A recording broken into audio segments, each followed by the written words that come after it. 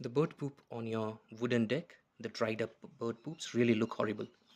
The best way to get rid of them is use 2 parts vinegar, 1 part water, and put it in your child's spray gun and spray them off.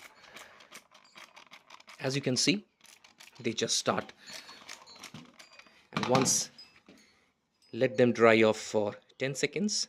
10, 9, 8, 7, 6, 5, 4, 3, 2, 1.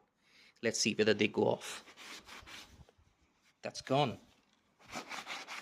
That's gone. If it still is a nasty one, put some more, and that goes off. So that's how it is. Hopefully it was good one. Thank you.